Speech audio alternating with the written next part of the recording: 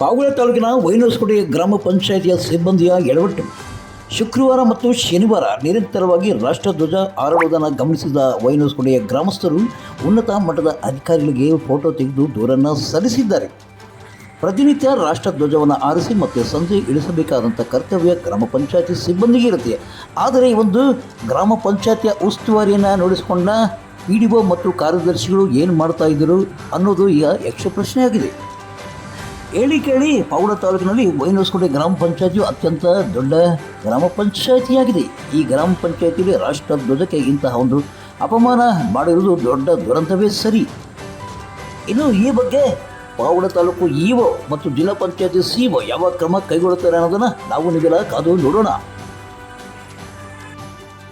ನೋಡ್ರಪ್ಪ ಆಟೋ ಚಾಲಕರು, ನಿಮ್ಮ ಆಟೋ ಲೈಸೆನ್ಸ್, ಇತರೆ ದಾಖಲಾತಿಗಳು, ಸಮವಸ್ತ್ರ ಇವೆಲ್ಲವನ್ನು ಏಪ್ರಿಲ್ 15ರ ಒಳಗಾಗಿ ಸಿದ್ಧಪಡಿಸಿಕೊಳ್ಳಿ. ಇಲ್ಲವಾದಲ್ಲಿ ದಂಡ ಪಾವತಿಸಿ. ನಾನಂತೂ ಸುಮ್ಮನೆ ಬಿಡಲ್ಲ, ಕೇಸು ದಾಖಲಾತಿ ಮಾಡ್ತೀನಿ, ನಿಮ್ಮ ಆಟೋವನ್ನು ಸೀಜ್ ಮಾಡ್ತೀನಿ ಈಗಂತ ಹೇಳಿದವರು ನಮ್ಮ ಪಾವಗಡ ಪಟ್ಟಣದ ಪಾವಗಡ ಪೊಲೀಸ್ ಠಾಣಾ CI ಕೆ ಸುರೇಶ್ ಅವರು ಆಟೋ ಚಾಲಕರಿಗೆ ಖಡಕ್ ಎಚ್ಚರಿಕೆಯ ಸಂದೇಶವನ್ನು ನೀಡಿದರು. ಮಂಗಳವಾರ ಪಾವಗಡ ಪಟ್ಟಣದ ಪೊಲೀಸ್ ಠಾಣಾ ಆವರಣದಲ್ಲಿ ಕರೆದಿದ್ದ ಆಟೋ ಚಾಲಕರ ಸದಸ್ಯರುಗಳ ಈ ಒಂದು ಸಭೆಯಲ್ಲಿ ಅವರು ಖಡಕ್ಕಾಗಿ ಅವರಿಗೆ ಎಚ್ಚರಿಕೆಯನ್ನು ನೀಡಿದ್ದಾರೆ. ಬರೀ ಹಾಗಾದರೆ ಅವರು ಯಾವ ರೀತಿಯಾಗಿ ಎಚ್ಚರಿಕೆಯನ್ನು ನೀಡಿದ್ದಾರೆ ಅನ್ನೋದನ್ನು ನಾವೀಗ ನೋಡೋಣ. ನೀವು ಏನೋ 100 ರೂಪಾಯಿ ಬಂದರೆ ಏನಪ್ಪ 100 ರೂಪಾಯಿಗೂ ಒಂದು ಬೀರ್ ಬಾಟಲ್ ತೊಗೊಂಡೋಗಿ ಲೇಔಟಲ್ಲಿ ಕುತ್ಕೊಂಡು ಕುಡಿದ್ಬಿಟ್ಟು ಮನೆಗೆ ಹೋಗ್ಬೇಕಲ್ಲ. ಏನಪ್ಪ ಅದರಲ್ಲಿ ಎಷ್ಟು ತಿನ್ನಬೇಕು, ಎಷ್ಟು ಕುಡಿಬೇಕು, ಎಷ್ಟು ಮಕ್ಕಳು ಮರಿ ಖರ್ಚು ಮಾಡಬೇಕು, ಹೆಂಡತಿಗೆ ಎಷ್ಟು ನಾಳೆ ಸಮಸ್ಯೆಗೆ ಅಂತೇಳಿ ಉಳಿಸ್ಬೇಕು, ಅದೆಲ್ಲ ಪ್ಲಾನ್ ಮಾಡಬೇಕಪ್ಪ. ಹಾಂ, ಯಾರು ನಿನ್ನೆ ರಾತ್ರಿ ಆಟೋವನ್ನು 4 ಬೀರ್ ಬಾಟಲ್ ತೊಗೊಂಡು ಕುತ್ಕೊಂಡು ನಾವು ಲೇಔಟಲ್ಲಿ ಯಾರು ಯಾರು ಹೇಳಿ? ನೀವೇ ಇಲ್ಲಾಂದ್ರೆ ನನ್ನ ಫೋಟೋ ತೆಗಿಸ್ತೀನಿ. ಈಗ ಡ್ಯಾಶ್ ಕ್ಯಾಮ್ ರೆಕಾರ್ಡಿಂಗ್ ಆಗುತ್ತೆ, ನನ್ನ ಗಾಡಿಯಲ್ಲಿ ತೆಗಿಸ್ತೀನಿ ಎಲ್ಲ ನಾನು. ಹಾಂ, ಯಾರೋ ಇನ್ನು ಇದುವರೆಗೂ ಹೊಡೆದಿರಲಿಲ್ಲ, ಯಾಕೆಂದರೆ ನಾನು ಸರಿ ಹೇಳ್ಬಿಟ್ಟೆ ಹೊಡೆಯೋದು. ಎಷ್ಟು ಲಾಭ ಮಾತಾಡೋದು ಅಪ್ಪ. ಹಾಂ, ಕುಡಿದ್ಬಿಟ್ಟು ಈ ಗಾಡಿ ಓಡಿಸಿಲ್ಲ, ಓಡ್ತಾ ಬರ್ತಲ್ಲ ನಾವು ನನಗೆ ಗೊತ್ತಿದ್ರೆ. ಹಾಂ ನೋಡಪ್ಪ, ಇದುವರೆಗೂ ನಿಮ್ಗೆ ಎಮಿಷನ್ ಟೆಸ್ಟ್ ಇಲ್ದಿರ, ಪರ್ಮಿಟ್ ಇಲ್ದಿರ ವಾಹನನ ಹೊರಗಡೆ ತರಬೇಡಿ ಆಯಿತಾ? ಇವು ಲೀಗಲ್ ಡೈರೆಕ್ಟಿವ್. ಏನಾದರೂ ಒಂದು ತಪ್ಪಿದ್ರೂ ಮುಲಾಜಿಲ್ಲ, ಮುಲಾಜಿಲ್ದಂಗೆ ಏನೇನಿದೆ ಎಲ್ಲ ಫೈನ್ ಕಟ್ಟಕ್ಕೆ ರೆಡಿ ಇದೆ. ಕನಿಷ್ಠ ಒಂದು 5,000 ಫೈನ್ ಬರಲ್ವಾ? ಔಟ್ ಮಾಡೋಕ್ಕೆ ಆಗಲ್ಲ. ಹಾಂ, ಎಷ್ಟೋ ಸರಿ ಟ್ರಯಲ್ ಮಾಡಿ ಕೈಯಿಂದ ಫೈನ್ ಕಟ್ಟಿದೆ. ನಮ್ಮ ಸಬ್ಮಿಸ್ಬಿಟ್ಟು ಕಟ್ಟಿದ್ದಾರೆ 1,200 ರೂಪಾಯಿ ಮಾಡಿ.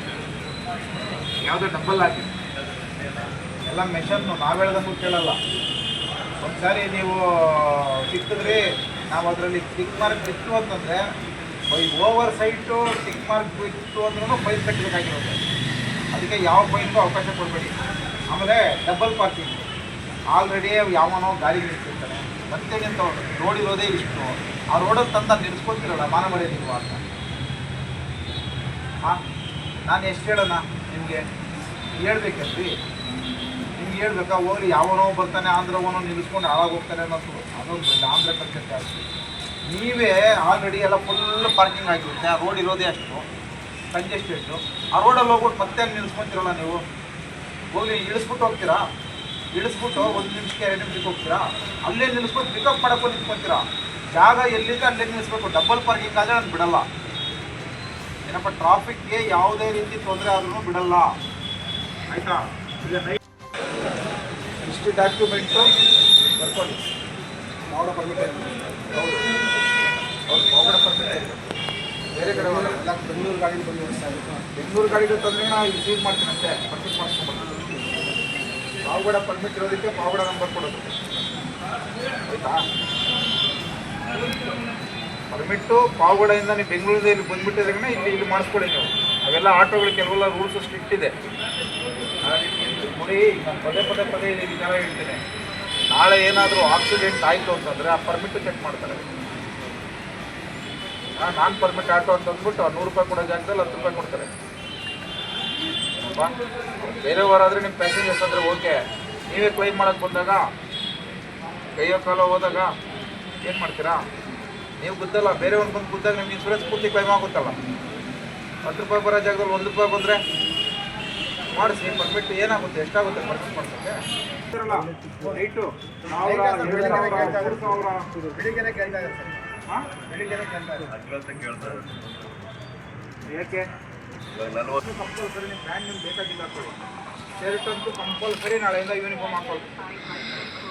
ಹಾಂ, ಎಲ್ಲ ಆಟೋಗಳು ಎಫ್ ಸಿ ಆಗಿದೆಯಾ? ಎಲ್ಲ ಆಟೋಗಳು ಎಫ್ ಸಿ ಆಗಿದೆಯಪ್ಪ? ಯಾರು ಹೇಳ್ಬೇನ? ನೈಟ್ನವ್ರು ಯಾರು ಬಂದಿಲ್ವೇನೋ?